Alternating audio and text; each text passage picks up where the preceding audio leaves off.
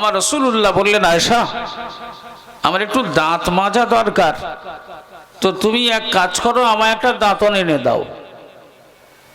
আম্মাজান মা আয়েশা রাসূলুল্লাহর কথা শুনেই চটজলদি একটা দাঁতনের ব্যবস্থা করে এনে আমার নবীর হাতে দিলেন।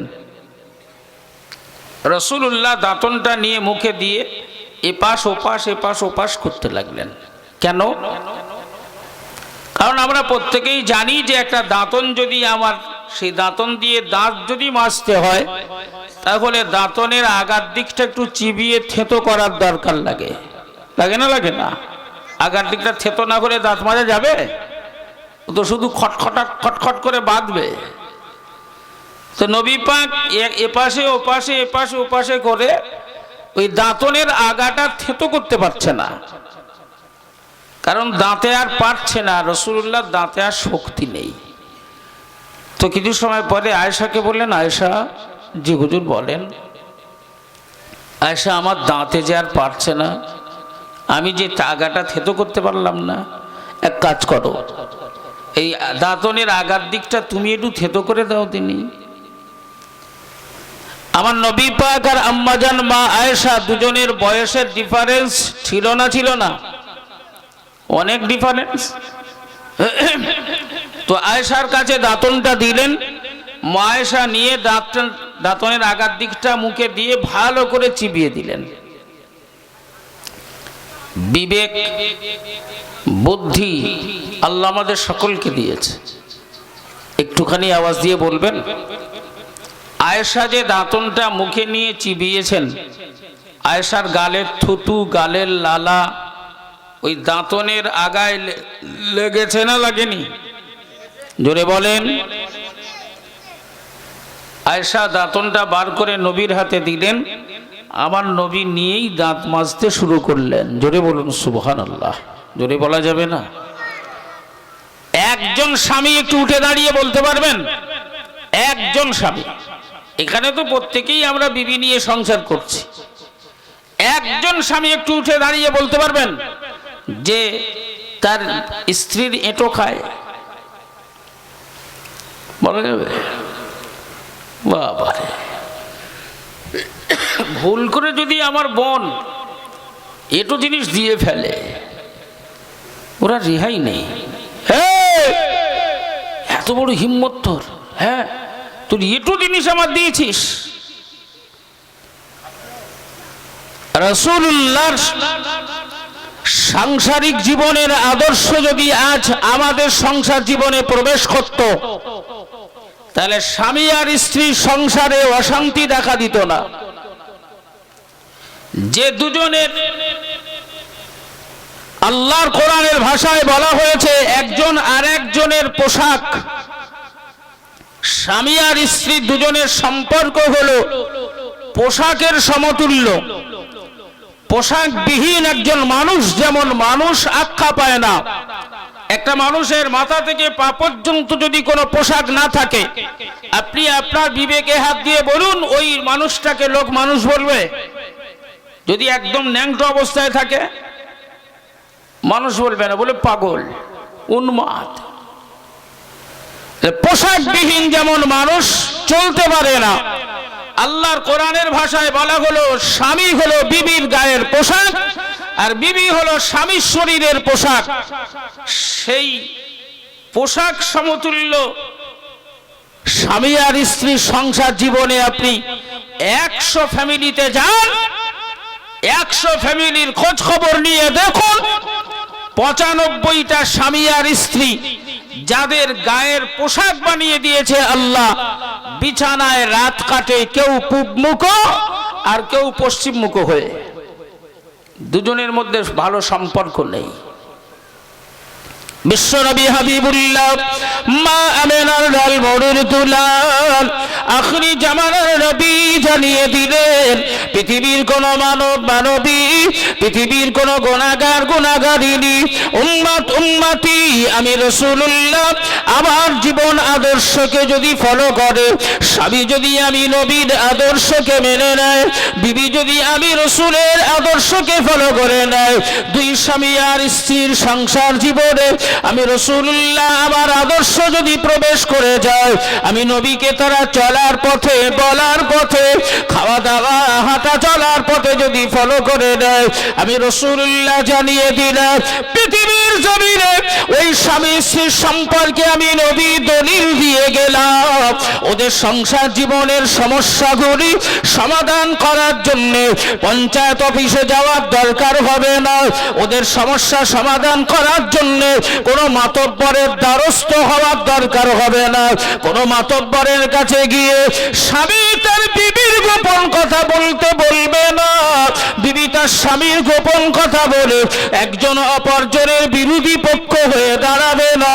ওদের সংসার জীবনের সমস্যা কখনো সমাধান করার জন্য প্রশাসনের দ্বারস্থ হওয়ার দরকার হবে না। ওদের সংসার জীবনের অশান্তিকে মেটানোর জন্য সরকারি প্রশাসনের দ্বারস্থ হওয়ার দরকার হবে না। আমি রাসূলুল্লাহ জানিয়ে দিলাম পৃথিবীর কোন সাংসারিক জীবনে আমি নবীর আদর্শ যদি প্রবেশ করে, তাহলে ওদের সংসার জীবনের খুঁটিনাটি অশান্তিগুলো দূর করার জন্য স্বয়ং আমার আল্লাহ দায়িত্ব নেবে। জোরে বলা যায় না? হে সোনার মালিকেরা, আল্লাহ যাদের দায়িত্ব নিয়ে থাকে, আল্লাহর দায়িত্ব সাংঘাতিক দায়িত্ব।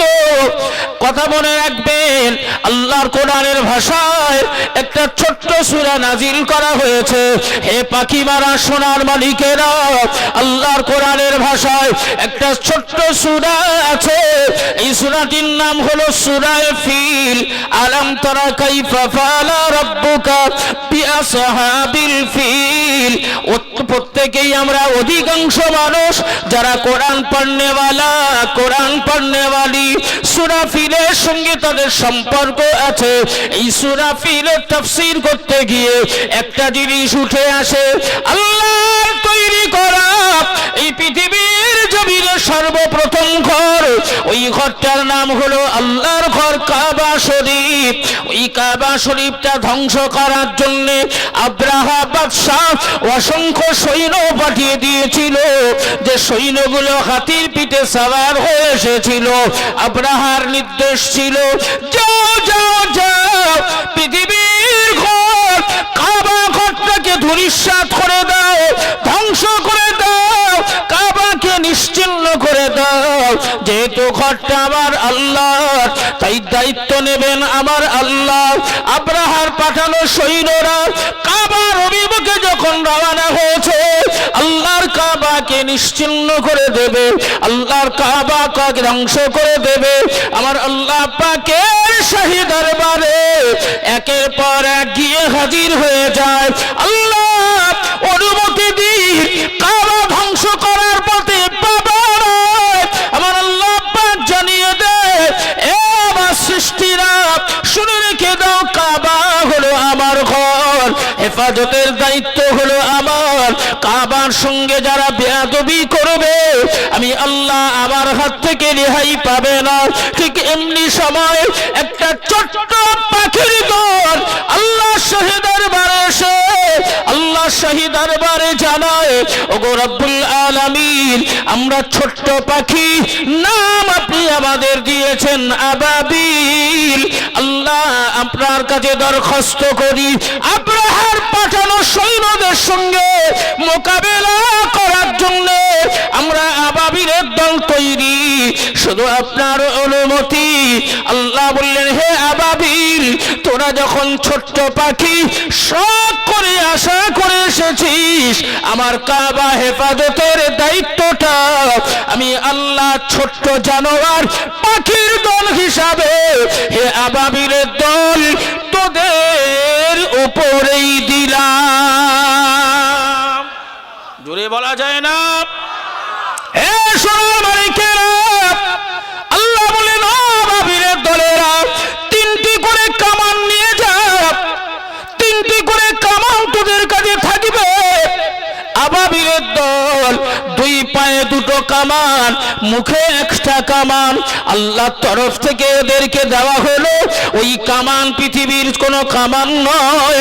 পাবাবিল পাখিরা দুই পায়ে দুটো কামান ধরে, মুখে একটা কামান নেয়। ওগুলো হলো পাথরের ছোট ছোট টুকরা, ঝাঁকে ঝাঁকে এসে হাজির হয়। আব্রাহার পাঠানো সৈন্যরা হাতির পিঠে চড়ে রওনা হয়, আল্লাহর কাবার উপরে আঘাত করবে, আল্লাহর কাবাকে ধ্বংস করে দেবে। আবাবিলের দলেরা অনন্ত অবস্থায় ওই পাথরের কোণাগুলো যখন ছেড়ে দেয়, আমার আল্লাহ ওই পাথরের কোণাগুলো আব্রাহার পাঠানো সৈন্যদের উপরে পড়ার সময় ছোট্ট পাথরের কোণা আমার আল্লাহ কামান বানিয়ে দেয়। জোরে বলা যায় না? কামানের মতো এসে আছড়ে পড়ে। যার উপরে পড়ে সঙ্গে সঙ্গে সেখানেই তার শরীর সমাধি হয়। হাতি এবং সৈন্য উভয় জমিনে লটকে পড়ে মারা যায়। এই পরিস্থিতি দেখে কাবা ভাঙবে কোথায়, জান নিয়ে যে যার রণভঙ্গ দিয়ে পালায়। ছোট্ট পাখির দলকে পাঠিয়ে আল্লাহর কাবাকে আমার আল্লাহ শত্রুদের হাত থেকে হেফাজত করে নেয়। জোরে বলুন সুবহানাল্লাহ। জোরে বলা যায় না? এ সোনার মালিকেরা, শুনলে আপনি অবাক হবেন। কোরআনের ভাষায় আল্লাহর কালামুল্লাহ শরীফ, কোরআন শরীফের 24 নম্বর পারার 19 নম্বর পৃষ্ঠায় আমার আল্লাহ পাক জানিয়ে দেয়, ইন্নাল্লাযীনা ক্বালু রাব্বুনাল্লাহু সুম্মা ইসতাকামু তাতানাজ্জালু আলাইহিমুল মালায়েকা। কোরআনের ভাষায় আল্লাহ জানিয়ে দিলেন, শুনে রেখে দাও হে পৃথিবীর মানব মানবীরা, ইন্নাল্লাযীনা ক্বালু, বিষয়গুলো একটু বুঝতে হয়। কোরআন শরীফে কোথাও কোথাও বলা হয়েছে ইয়া আইয়ুহাল্লাযীনা আমানু, কোথাও কোথাও বলা হয়েছে ইয়া আইয়ুহাল্লাযীনা কাফারু, কোথাও বলা হয়েছে ইয়া আইয়ুহান নাস, আবার কোথাও বলা হয়েছে ইন্নাল্লাযীনা। তো এই যে ভাষাগুলি আল্লাহ বলেছেন, ইন্নাল্লাযীনা ক্বালু, আল্লাহ বললেন একজন হিন্দু, খ্রিস্টান, ইহুদি, নাসারা, মজ্জুসি, সাঁওতাল, ডোম, চামার, চাড়ল ও মুসলিম, মুসলিম যে কেউ হতে পারে, পৃথিবীর যে কেউ, পুরুষ, নারী, হিজড়া, খোলসা, যে কেউ। আল্লাহ বললেন পৃথিবীর যে কেউ, ইন্নাল্লাযীনা ক্বালু, সে যদি তার জবানের ভাষায় রাব্বুনাল্লাহ, আমাকে যদি আল্লাহ বলে স্বীকার করে নেয়, আল্লাহ বললেন পৃথিবীর যে কেউ তার জবানের ভাষায় আমাকে যদি আল্লাহ বলে স্বীকার করে নেয়, সুম্মা ইসতাকামু, এবং এই স্বীকার করার উপরেই সে যদি নিজেকে প্রতিষ্ঠিত করে নেয়, বিশ্বাসী হয়ে যায়। এই আল্লাহ বলার মানুষ পৃথিবীতে অভাব আছে? কথা বলেন। আল্লাহ বলা মানুষের অভাব আছে, কিন্তু আল্লাহর আইন মানা মানুষের অভাব আছে না নেই? আল্লাহর হুকুম মানার মানুষের অভাব আছে না নেই? আল্লাহ বলতে কি আছে? একজন হিন্দুকে গিয়ে বলুন, সেই আমার আপনার পাশাপাশি বাস করে কত হিন্দু ভাই দেখবেন, আল্লাহ রসুল তাদের সব আমাদের চাইতেও পরিষ্কার ভাষায় বলে।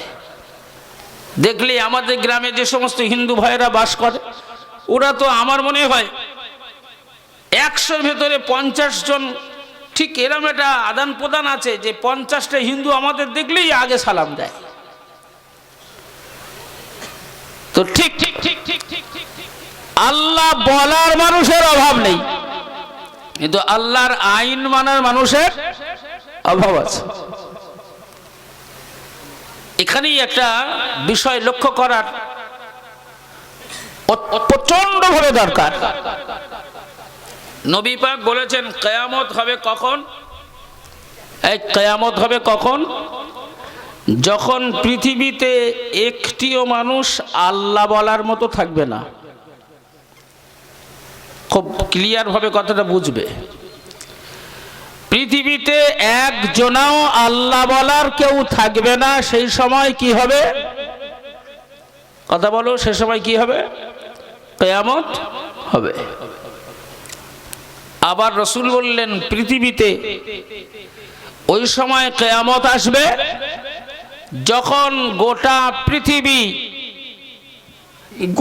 পৃথিবী পরিচালনার নেতৃত্বের দায়িত্ব থাকবে মৌলানাদের উপরে। কারা চালাবে? মৌলানারা। গোটা পৃথিবী পরিচালনা করবে মৌলানারা, আলেমরা। ঠিক সেই সময় কিয়ামত হবে। এই দুটো কথা দেখেছেন, আসমান জমিন ডিফারেন্স। গোটা পৃথিবী মৌলানারা পরিচালনা করে চালাবে, সেই সময় কিয়ামত হবে। অপরদিকে রাসূল বললেন একটিও মানুষ যখন আল্লাহ বলার মতো থাকবে না, তখন কিয়ামত হবে।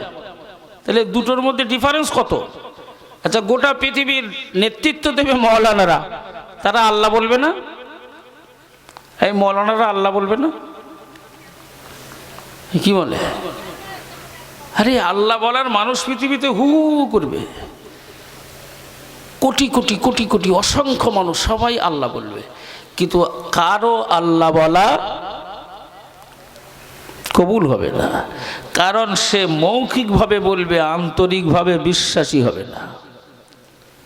তাহলে আপনি আল্লাহ বলা মানুষের অভাব নেই, কিন্তু আল্লাহর আইন মানার মানুষের প্রচন্ডভাবে অভাব।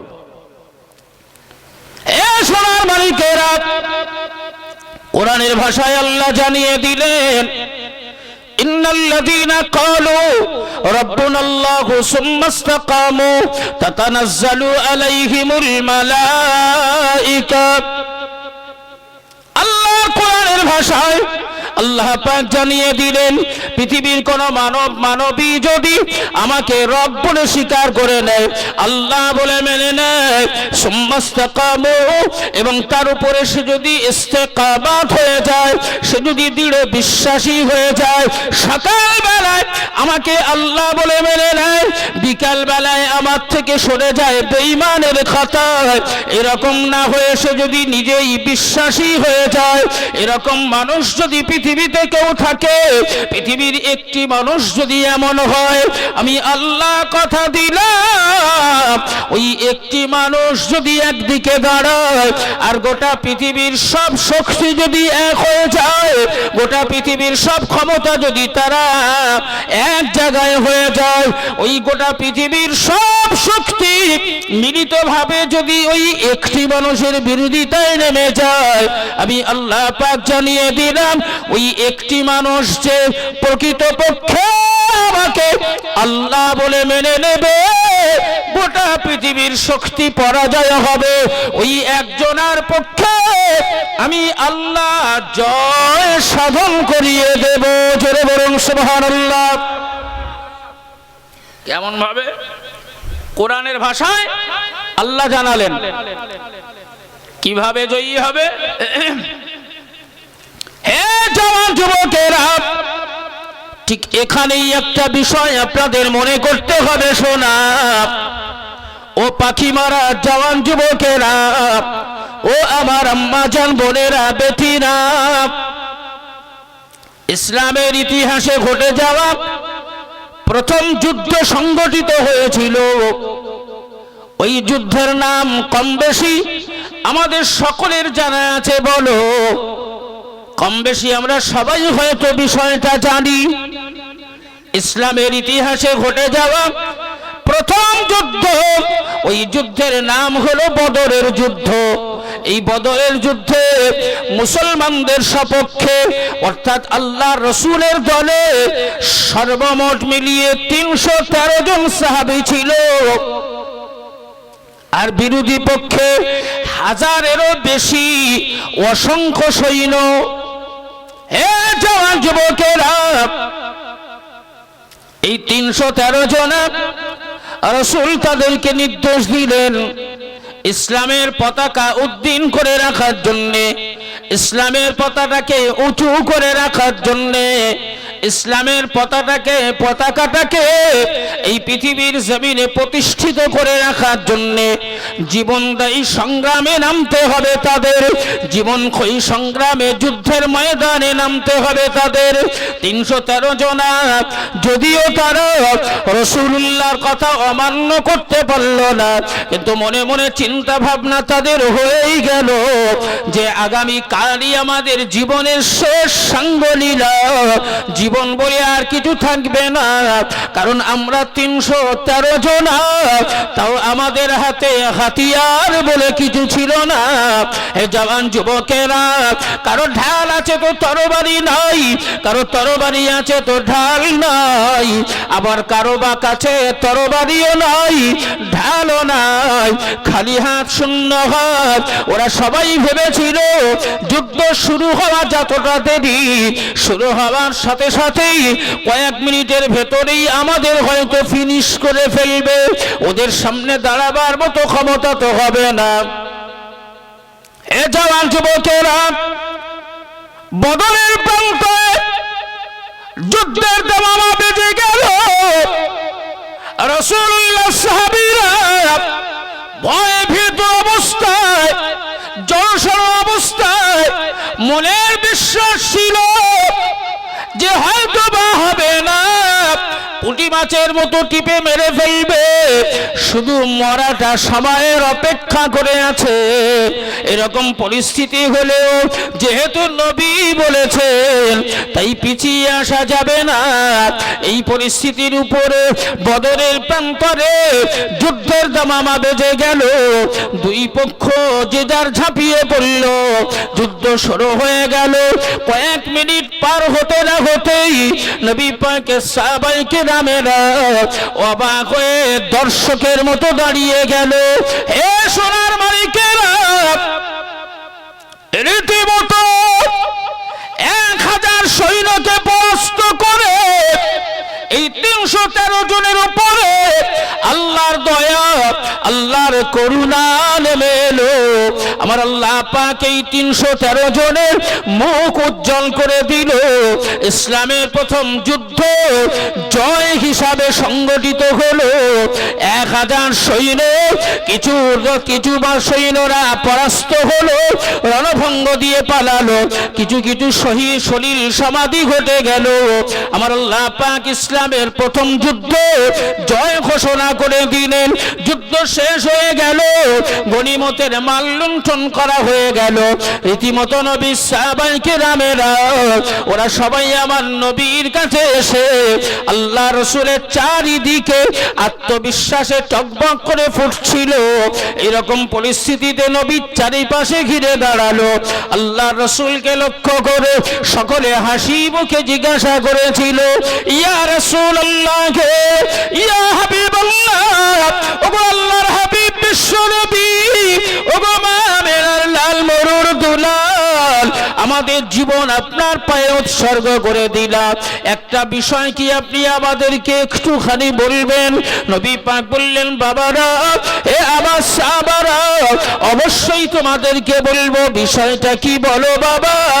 আল্লাহ রাসূলের সাহাবারা বলেছিলেন, ইয়া রাসূলুল্লাহ, ইয়া হাবিবাল্লাহ, জীবন আপনার পায়ে উৎসর্গ করে দিলাম, বাপ মা আপনার নামে কোরবান করে দিলাম। হুজুর, আপনি অবশ্যই আমাদেরকে বলুন, যুদ্ধের ময়দানে আমরা যখন এসেছিলাম, আত্মবিশ্বাস তখন তো একেবারেই তলানিতে। আমরা ভেবেছিলাম মরণটা শুধু আমাদের সময়ের অপেক্ষায় আছে, অর্থাৎ যুদ্ধ শুরু হওয়া মানেই নিজ্ঞাত আমাদের মরণ হবে, শরীর সমাধি হয়ে যাবে। ইয়া রাসূলুল্লাহ, ইয়া হাবিবাল্লাহ, সেই খোদার কসম করে বলছি, যুদ্ধ শুরু না হতে আমরা আমাদের এই চর্ম চোখ দিয়ে দেখেছি একদল সৈন্য এসে হাজির হয়ে গেছে, যারা সুদর্শন চেহারার অধিকারী, সুন্দর চেহারার অধিকারী, সুঠাম দেহের অধিকারী, হাতে তাদের সোনালী রঙের তরবারি, ঘোড়ার পিঠে সওয়ার হয়ে এসে মাথায় তাদের পাগড়ি, তারা আমাদের পক্ষ নিয়ে বিরোধী পক্ষের উপরে ঝাঁপিয়ে পড়ে যুদ্ধ শুরু করে দিল। ইয়া রাসূলুল্লাহ ইয়া হাবিবাল্লাহ, যুদ্ধে তারা এত পারদর্শী ছিল, ওদের সামনে দাঁড়িয়ে যুদ্ধ করবে এমন বাপের বেটা দেখা যাচ্ছিল না। ওদের তরবারির সামনে আসা মাত্রই ওরা কেটে ফালা করে ফেলছিল। ইয়া রাসূলুল্লাহ ইয়া হাবিবাল্লাহ, এই সৈন্যগুলোকে ইতিপূর্বে আমাদের জীবনে আমরা কখনো দেখি নাই। ওদের সঙ্গে আমাদের কোনো পরিচয় ছিল না, ওদের সঙ্গে আমাদের কোনো পরিচিতি নাই, আমরা ওদের চিনতেও পারছিলাম না। কে পাঠিয়েছে, কারা পাঠিয়েছে, কার পক্ষ থেকে এসেছে? ইয়া রাসূলুল্লাহ ইয়া হাবিবাল্লাহ, মনে বড় কৌতূহল হয়েছিল। যুদ্ধ শেষ হলে ওদের কাছে জানতে চাইব ওদের পরিচয়, কে ওদের নেতা, কে ওদেরকে পাঠিয়েছে। ইয়া রাসূলুল্লাহ ইয়া হাবিবাল্লাহ, খোদার কসম করে বলছি, হুজুর যুদ্ধের ময়দানে আমরা শুধু দর্শক হয়েছিলাম, যুদ্ধ তো তারাই করে গেছে। ইয়া রাসূলুল্লাহ ইয়া হাবিবাল্লাহ, যুদ্ধ শেষ হয়ে গেল, গনিমতের মাল লুণ্ঠন শুরু হলো, আমরা মাল লুণ্ঠনে ব্যস্ত হয়ে পড়লাম। মাল লুণ্ঠন করা যখন সমাধা হলো, পিছন ফিরে তাকিয়ে দেখলাম ওই সৈন্যগুলোর আর দেখতে পাওয়া গেল না, ওদের আর খোঁজ খবর পাওয়া গেল না। ইয়া রাসূলুল্লাহ ইয়া হাবিবাল্লাহ, জীবন আপনার পায়ে উৎসর্গ করে দিলাম, অবশ্যই আপনি আমাদেরকে বলুন ওই সৈন্যগুলো কারা, কে ওদেরকে পাঠিয়েছিল, কি ওদের পরিচয়, ওদের পরিচয়টা আমাদেরকে বলুন। হুজুর একেবারেই জল জন্তুর চর্মচোখ দিয়ে দেখা, আমরা ওই সৈন্যগুলোকে জীবনে কখনো দেখিনি, কিন্তু ওরা কারা? আপনাদের কষ্ট হচ্ছে, অসুবিধা হচ্ছে? ভাই একটু মন ভরে তাকবীর দাও তো দেখি। সুবিধা আর অসুবিধা দুটোর মধ্যে একটা প্রমাণ হোক যে আমরা সুবিধায় আছি না অসুবিধায় আছি। একটু মন ভরে তাকবীর দেন দিন দেখি, নারায়ে তাকবীর। এত সুবিধে ভালো না, বেশি ভালো ভালো না, বুঝতে পারছেন? নবী পাক এই কথাটুকু শুনেই আল্লাহর রাসূল একটু মুচকি হাসলেন। জোরে বলুন সুবহানাল্লাহ। আমার নবীর মুচকি হাসি, এটা শুনে মন চায় না একটু খোদার শুকর করি? রাসূলুল্লাহ মুচকি হেসেছেন। আচ্ছা ভাই, এরকম মাহফিল, এরকম অনুষ্ঠানগুলো, এগুলো হলো বড়দের মাদ্রাসা, তাই না ভাই? এটা বড়দের মাদ্রাসা। তো যাদের আর মাদ্রাসায় যাওয়ার বয়স নেই তাদের জন্য শিক্ষা কেন্দ্র এরকম ওয়াজের মাহফিল দাদা হুজুর কেবলা তৈরি করে গেছেন।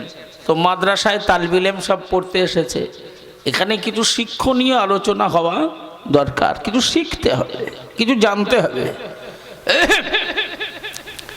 আচ্ছা, আমার সম্মুখে বসে থাকা আমার যুব সমাজ,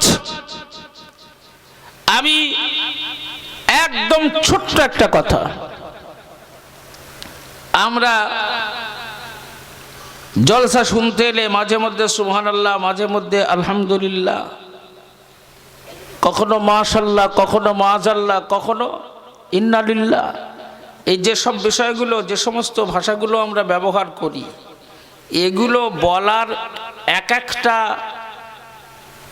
বিষয়, এক একটা জায়গা, এর প্রত্যেকটা ব্যবহার করার ক্ষেত্র আছে না নাই? কথা বলেন।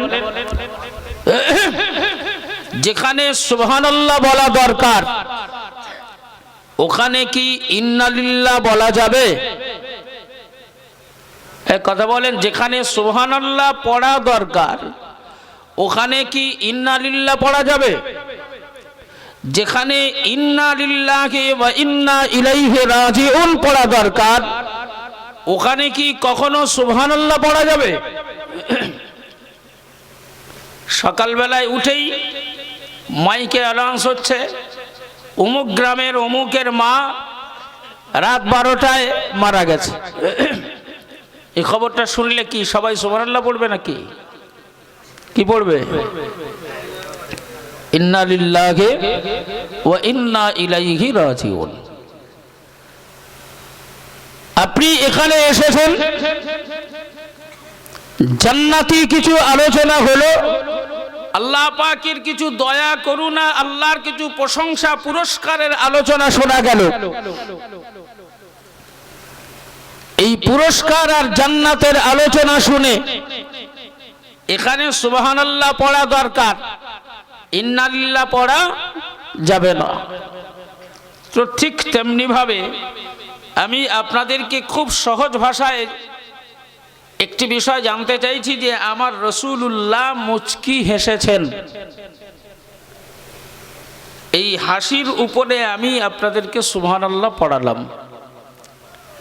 এখন যদি পাল্টা জিজ্ঞেস করি, এতগুলো ছাত্র আমার সামনে আছে, আচ্ছা বাবা বলো দিন, নবী মুচকি হেসেছেন তাতে আমার বা কি হয়েছে আর তোমাদেরই বা কি হয়েছে?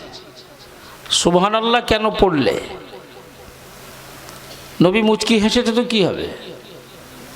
হেসেছে হেসেছে তো তার জন্য সুবহানাল্লাহ পড়ার দরকার কি? আমি যদি এটা জিজ্ঞেস করি উত্তর দিতে পারবে? এখন একটাই উত্তর আপনাদের কাছে আছে যে হুজুর আপনি পড়িয়েছেন তাই আমরা পড়েছি। তো আমি শিক্ষক হিসাবে রাসূলুল্লাহর মুচকি হাসির উপরে যে সুবহানাল্লাহ পড়ালাম, নিশ্চিত এর পিছনে কোনো রহস্য আছে, আছে না নেই? না হলে এমনি কি পড়িয়েছি? এমনি পড়াইনি। নবী পাকের মুচকি হাসির উপরে সুবহানাল্লাহ পড়িয়েছি, এই জন্যই পড়িয়েছি যে হাদিস শরীফে এসেছে আমার নবী পাক যখন মুচকি হাসতেন, রাসূলুল্লাহর মুচকি হাসির সাথে সাথে আল্লাহ পাকের আরশ ইলাহিতে, নবীর মুচকি হাসিতে আল্লাহর আরশ ইলাহিতে নূর চমকাতো। জোরে বলুন সুবহানাল্লাহ। জোরে বলা যায় না? তোমার নবী পাক এই কথাটা শুনে একটু মুচকি হাসলেন। এই ওই সৈন্যগুলোকে তোমরা চেনো না?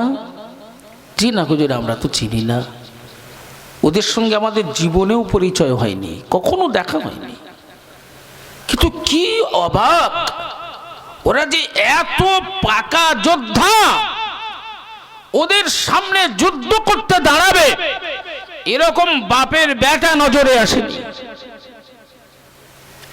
হুজুর একটু ওদের পরিচয়টা বলুন না, ওরা কারা, কি ওদেরকে পাঠিয়েছিল? বিশ্বনবী হাবিবুল্লাহ আখিরি জামানার নবী মুচকি হেসে বলেছিলেন, হে আবার সাহাবায়ে কেরামেরা, হে আমার হিতাকাঙ্ক্ষী দরদীরা, ওদেরকে তোমরা চিনতে পারলে না, ওরা কারা, ওদের পরিচয় তোমরা জানো না।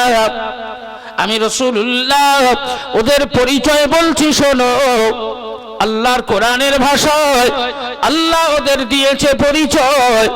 কোরআনের ভাষায় আল্লাহর কালামুল্লাহ শরীফ, কোরআন শরীফের 24 নম্বর পারায় 19 নম্বর পৃষ্ঠায় আবার আল্লাহ পাক জানিয়ে দিয়েছেন ওদের পরিচয়। ইন্নাল্লাযীনা ক্বালু রাব্বুনাল্লাহু সুম্মা ইসতাকামু তাতানাজ্জালু আলাইহিমুল মালাইকা। হে আবার সাহাবায়ে কেরামেরা, ওদের পরিচয় হলো আল্লাহর কোরআনের ভাষায় আল্লাহ জানিয়ে দিয়েছেন, পৃথিবীর কোন মানবী যদি তার জবান দিয়ে আল্লাহ বলে স্বীকার করে নেয় এবং তার উপরে যদি সে ইস্তেকামাত হয়ে যায়, ওই মানুষটি যখন যদি কখনো কোনো বিপদগ্রস্ত হয়, কোনো মুসিবতের মধ্যে পড়ে যায়, শত্রু দল ওদের উপরে যদি হাবি হয়ে যায়, নিঘাত মৃত্যুর সঙ্গে লড়াই শুরু হয়ে যায়, আমার আল্লাহ পাক ওদের সম্পর্কে জানায়, যারা আমাকে আল্লাহ বলে মেনে নেয় এবং তারা সেই বলার উপরেই বিশ্বাসী হয়, ওরা যখন বিপদগ্রস্ত হয়ে যায়, শত্রুদের সামনে দাঁড়িয়ে সামনে কোরআন দেয়, আমি আল্লাহ পাক জানিয়ে দিলাম শত্রুদের হাত থেকে বাঁচানোর জন্য, দুশমনের হাত থেকে বাঁচানোর জন্য আমি আল্লাহ পাক জানিয়ে দিলাম তাতানাজ্জালু আলাইহিমুল মালাইকা, ওদের শত্রুদের মোকাবেলা করার জন্য, শত্রুদের সামনে বিজয়ী করার জন্য আমি আল্লাহ পাক পাঠিয়ে দিই আমার আরশ ইলাহি থেকে ওদের কাছে পাঠিয়ে দেওয়া হয় আলাইহিমুল মালাইকা, আমি আল্লাহ পাঠাই আমার রহমতের ফেরেশতা। জোরে বলুন সুবহানাল্লাহ। ওই যুদ্ধের ময়দানে যারা যুদ্ধ করার জন্য এসেছিল, মাথায় পাগড়ি পরিধান করা, সুন্দর চেহারার অধিকারী, সোনালী তরবারি হাতে ধরা, ওরা অন্য কেউ ছিল না, ওরা ছিল আল্লাহর তরফ থেকে পাঠিয়ে দেওয়া আল্লাহর রহমতের ফেরেশতা। জোরে বলুন সুবহানাল্লাহ। আর জোরে বলা যাবে না। এই যারা আল্লাহর উপরে আত্মবিশ্বাসী, আল্লাহ বললেন বিপদে মুসিবতে সাহায্য করার জন্য আমি আল্লাহ পাঠাবো ওদের কাছে আমার রহমতের ফেরেশতা। জোরে বলুন সুবহানাল্লাহ। যারা আল্লাহর বন্ধু, বিপদে পড়লে বন্ধু সহযোগিতা করবে। যারা শয়তানের বন্ধু, বিপদে পড়লে কে সাহায্য দেবে? শয়তান শুধু পিছন দিক থেকে টানবে। শয়তান আমাদের শত্রু না বন্ধু? জোরে বলেন। বলছে শত্রু না, শত্রু তো অবশ্যই। আচ্ছা, শত্রুর সঙ্গে সম্পর্ক আদায় কাঁচকলায় থাকে না গলায় গলায় থাকে? তা আমাদের সম্পর্ক কি রাম? এই শত্রুর সাথে সম্পর্ক সত্যিই কি আমাদের আদায় কাঁচকলায়? একদম গলায় গলায়। স্বামী স্ত্রীর মধ্যে অত মোহাব্বত ভালোবাসা নেই শয়তানের সাথে যত ভালোবাসা আছে। আচ্ছা আপনি বলেন, তাস খেলা ইমানি কাজ না শয়তানি কাজ? ক্যারাম খেলা ইমানি কাজ না শয়তানি কাজ? জুয়া খেলা ইমানি কাজ না শয়তানি কাজ? সিনেমা দেখা ইমানি কাজ না শয়তানি কাজ? একটা একটা করে যদি বলে যাই ফিরিস্তি শেষ হবে? সব তো শয়তানি কাজ। করে কারা? এই করে কারা? হ্যাঁ করে কারা? বলে হুজুর আমরা। আবার কারা? আচ্ছা, আমরা যদি ওই কাজের কাজী হই তাহলে বন্ধু হিসাবে আল্লাহ এবং রসুলের দাবি করতে পারবো? তাহলে যারা নবীর বন্ধু তারা জুয়া খেলতে পারে, এই যারা রসুলের বন্ধু তারা তাস খেলতে পারে, যারা নবীর বন্ধু ওরা মিথ্যা কথা বলতে পারে, যারা রসুলের বন্ধু ওরা ওজনে কম দিতে পারে, যারা নবীর বন্ধু তারা সুদের ব্যবসা করতে পারে? পারে না, অথচ সবাই করে। তাহলে বন্ধু নবীর না শয়তানের? শয়তানের যদি বন্ধু হয়, রসুল বলেছেন যার সাথে যার বন্ধুত্ব থাকবে, যার সাথে যার সম্পর্ক থাকবে, হাসর কার সাথে হবে? এই তার সাথেই হবে। তো তাহলে আশা করা যাবে কি নবীর সাথে হাসর হবে না শয়তানের সাথে? শয়তানের সাথে যদি হাসর হয় তাহলে জান্নাত পাওয়া যাবে না জাহান্নাম? হ্যাঁ, তাহলে বন্ধুত্ব নষ্ট করা দরকার আছে না নেই? রাসূল বললেন ভালো যদি বাসতে হয় আল্লাহ এবং রাসূলের জন্য ভালোবাসো, শত্রুতা যদি করতে হয় তাহলে আল্লাহ এবং রাসূলের জন্য শত্রুতা করো। এ যদি কেউ পৃথিবীতে করে তাহলে আমি রাসূলুল্লাহ আমার হাতের আঙ্গুলগুলো যেমন পাশাপাশি, ঠিক ওইভাবেই আমি নবী আমার পাশাপাশি, আল্লাহ তাকে জান্নাত দেবে। জোরে বলুন সুবহানাল্লাহ। জোরে বলা যাবে না? ভালো কাজের কাজী যারা, ভালো কাজে উৎসাহ দেয় যারা, ভালো কাজের সূচনা করে যারা, প্রত্যেকেই নেকির অধিকারী, নেকির হকদার। আপনি আজকের পাখিমারায় জলসা হচ্ছে, বাড়িতে আত্মীয় এসেছে, পাশের বাড়ির ছেলে বাড়িতে বসে আছে, বাড়ি থেকে বার হয়ে আসার সময় আব্দুল্লাহ, কি ভাই চল, জলসা শুরু হয়ে গেছে, চল না। এই মেজো ভাই, এখনো বাড়িতে বসে আছো, চলো। আসার সময় দুজনকে ডেকে সাথে করে নিয়ে এসে বসিয়েছেন। আপনি বলেন, জলসায় এসে বসলে যত সময় বসে থাকবেন তত সময় বিভিন্ন দিক দিয়ে আমার আল্লাহ আমাদেরকে নেকি দেবেন, বিভিন্ন দিক দিয়ে। কটা দিক বলবো? জলসায় এসে বসে যে সময়টুকু কাটানো হবে, এক নম্বরে এই সময়টুকু আল্লাহ ইবাদতের খাতায় লিখবে, জোরে বলুন সুবহানাল্লাহ। 2 নম্বরে জলসায় এসে বসতে গিয়ে বাড়ির থেকে বার হয়েছেন, রাস্তায় যত পা ফেলেছেন প্রতিটি পায়ে পায়ে আল্লাহ 10টা করে নেকি লিখে দিয়েছেন, জোরে বলুন সুবহানাল্লাহ। প্রতিটি পায়ে পায়ে 10টা করে গুনাহ আল্লাহ মাফ করে দিয়েছেন।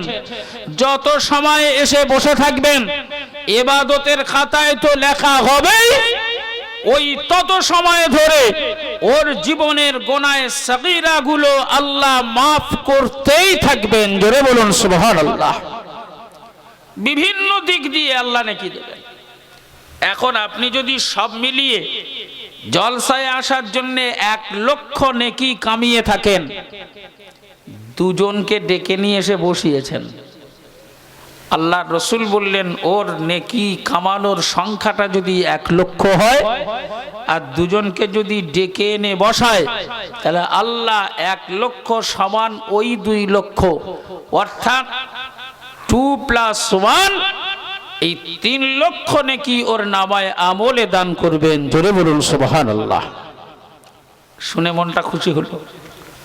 আচ্ছা ভাই, জলসায় ডেকে এনে দুজনকে বসালে যদি 2 লক্ষ নেকি পাওয়া যায়, যাত্রায় সিনেমায় ড্যান্স হাঙ্গামায় যাওয়ার সময় যদি 10 জনকে ডেকে নিয়ে যাওয়া যায়, তাহলে ওখানেও গিয়ে তো প্লাস হবে, হবে না? হবে না নাকি? এখানে প্লাস আর ওখানে মাইনাস।